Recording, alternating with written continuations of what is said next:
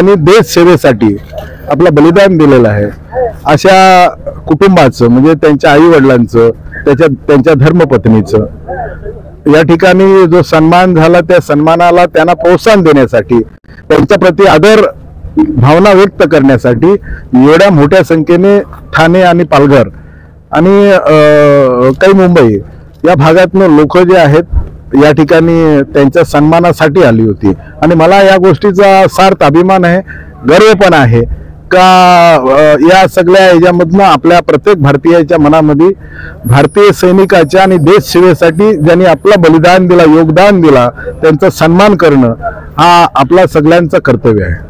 दरवर्षी आपण वाढदिवसानिमित्तानं समाज उपयोगी काय ना काय कार्यक्रम होतात त्याबद्दल आपण काय सांगू? खरं म्हणजे सर्वांनीच असं जे काय उपक्रम समाज उपयोगी आहेत आणि देशाच्या आणि महाराष्ट्राच्या प्रति आदर भावना व्यक्त करायची जर असेल तर या निमित्ताने आपण सकाळी जे आहे सुरू केलं होतं आरोग्य शिबिर, त्याच्यानंतर जे आहे कार्यक्रम जो होता त्या कार्यक्रमाच्या माध्यमातून अनेक वेअर हाऊसिंग मधले जे हजारो कर्मचारी जे जात असलेल्या रोहिणी ब्रिजचं उद्घाटन केलं। त्याच्यानंतर एक आईच्या नावाने चिंतामणी हॉस्पिटलनी सीता आई डायलिसिस सेंटर सुरू केलेलं आहे।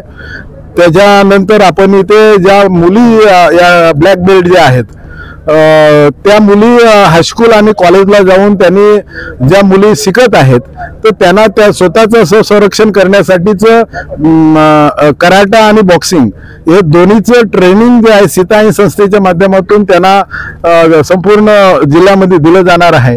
तर मुलीला या सगळ्या याच्यामध्ये स्वतः सुद्धा आपली प्रसंगाच्या वेळेला स्वतःची तयारी सुद्धा दोन हात करण्याची असायला पाहिजे याच्यासाठीच तेही उपक्रम आपण या ठिकाणी केलं। आणि ग्रंथतुला जे आहे त्याच्या याच्यातनं जे काय वाचन जे आहे राजा छत्रपती आहे, राजा संभाजी आहे, संत जगद्गुरु तुकाराम महाराज आहे, जे काय ज्यांचं जे आपले आदर्श आहेत त्यांच्याबद्दल वाचावा आणि तसं आचरणात आणावा अशा स्वरूपाचं हा उपक्रम आहे।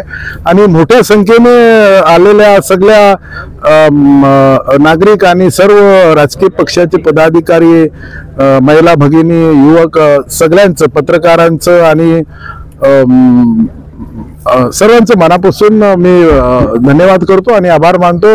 आमचं भाग्य आहे का एवढा प्रेम आणि एवढ्या जीवाला एवढी आपुलकी लोकांमध्ये आमच्याबद्दल आहे।